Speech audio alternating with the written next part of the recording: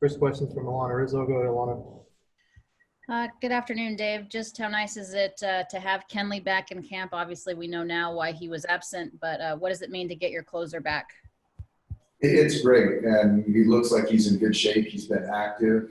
I know he's thrilled to death to be back with his teammates. And yeah, and I think it was great for him to come out and be honest, and I thought it was his story to tell. And so now we can move forward and get to playing baseball with him. Is that basically the deal? Obviously, with HIPAA rules, you're not at liberty to say what's going on, but if the player wants to explain, his absence, you guys are on board with that? Yeah, correct. Exactly. Yeah. Thank you. Also, just how much more real does it become from a manager's perspective or a teammate's perspective when one of your own gets it and does have symptoms? Well, I think with anything, you can hear things, whatever it might be, but, as you said, when one of your own is affected by something, then certainly it hits home more. And, Kenley, obviously with what he went through, obviously again has a story to tell. So it just makes us even more conscious and we relate to it a lot more. I see that Gavin Lux is getting the start as you mentioned he would, and obviously in these intra-squad games. How nice is it to be able to see all of the guys that are likely going to be in your starting lineup kind of competing and where they're at right now? It's great, and you never know where guys we're going to be at.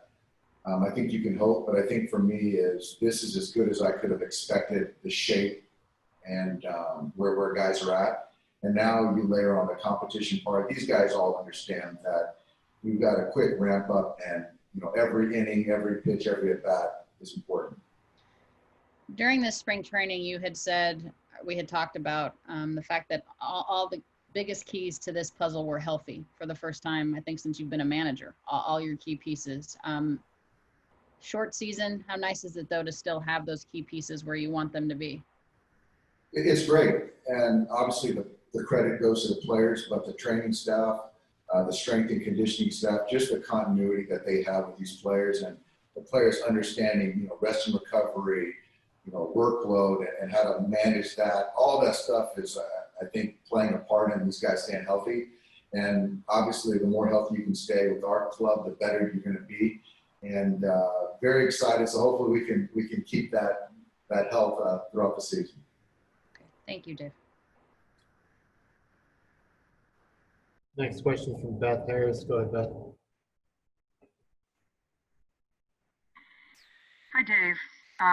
When did you find out that Kenley had the virus, and what were your thoughts and emotions? I don't remember the day.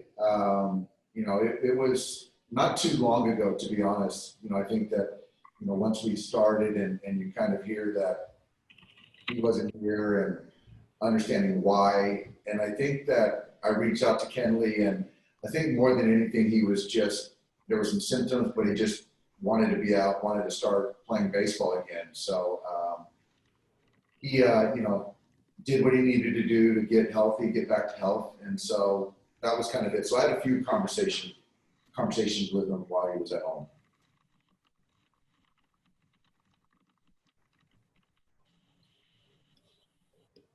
Next question is from Michael Duarte. Go ahead, Michael. Hey, Doc. I'm curious if anybody on the medical staff there or doctors or who you consult to and the team consults to, what they said about Kenley's immunity now that he has had it and recovered. I'm assuming he still practices the same protocols as everybody else, but do they treat it like he hasn't had it and he could get it, or is it different in his case? I don't know exactly. I do know that period of shedding is supposed to be over, obviously, or he wouldn't be with us. So as I understand it, Michael, we're going to kind of go the way that we've all been going and wear the mask, social distancing and things like that. So, and I would expect Kenley to do the same thing. But as far as him being here, we're not going to treat him any different. Thank you. Next question is from Ken Gurnick. Go ahead, Ken. Dave, could you give an update on Max Muncy and whether you expect him to be able to play in any of the intra-squad games or the exhibition games?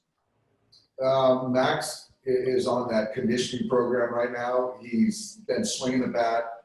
He might be a part of this live session today. I'm not sure, but he's been taking batting practice, and to be quite honest, feels really good swinging the bat and doesn't feel like that finger is impeding him at all. He's been playing catch, so keeping his arm in shape. But the one thing that is a question right now is catching the baseball. So I do see him getting some at-bats here soon. It'll probably be more of the DH variety for now, but the hope that we can see him at first base on opening day. Next question from Pedro Moura. Go ahead, Pedro. Hey, Dave. Anyone else back? Not right now, Pedro. No, nobody new outside of Kenley. Thanks. Yep. Next question is from Rowan Kavner. Go ahead, Rowan. Hey, Dave. Obviously, if a starting pitcher has to miss a couple weeks and come back, that's a little tougher with the ramp up and the build back. But for a relief pitcher, is there kind of an amount of time that you think they would need to be ready if they had to miss a couple weeks? Well, it's all contingent upon how much they've done prior. And I think that Kenley has been throwing. He's been throwing pens, and he's going to throw another one. So I think that for us, Kenley's going to have probably 4 appearances before the season starts. And it's, for me, where he's at, it's just a mindset where you've got to kind of look at this as in your last 4, appearances in a regular spring training. And the mindset for Kenley, for me, it's not, flip a switch and after this 4 outings when we get to the season. So I know he understands that. So again, everyone is different, but I think where Kenley's at, the 4 will be plenty for him to be ready for opening day. Thank you. Next question is from Robert Morales. Go ahead, Robert. Hey, Dave. Jock Peterson, in most offensive categories, had his best season in 2019. How much more upside do you think he has in that regard as far as continuing to improve upon those numbers that he had last year? Yeah, I mean, I would bank those numbers right now, but I think that for Jock, he's just continuing to get better and understanding. I think last year was the first time he's been really consistent with his mechanics and his rapport and trust with the hitting coaches going into the work, the game planning, all that stuff is very consistent. Obviously, every time Jock's in the box, he's a threat, and he has a way to slug, get on base. He values the walk. He drives runs in. So, sky's the limit. Jock is as good as he wants to be. Thanks, Dave. Another question from Alanna Rizzo. Go ahead, Alanna. Clayton Kershaw certainly doesn't need anything to be competitive in any sort of game. How much do you think, if it does, help Ross Stripling kind of going head-to-head with Kersh? Those two have a very good friendship, and I've seen that evolve over the years. And certainly, Clayton's going to do what Clayton's going to do, and obviously Ross is preparing himself. But certainly there's that competition, and you want to pitch better than that other guy. But right now, I do think that those guys being catch partners and working out together, all that stuff can only help Ross. And he's in amazing shape. So the goal today for both those guys to throw 5+. But I do like seeing those guys go head-to-head. Thank you. A question from Clint Pasillas. Go ahead, Clint.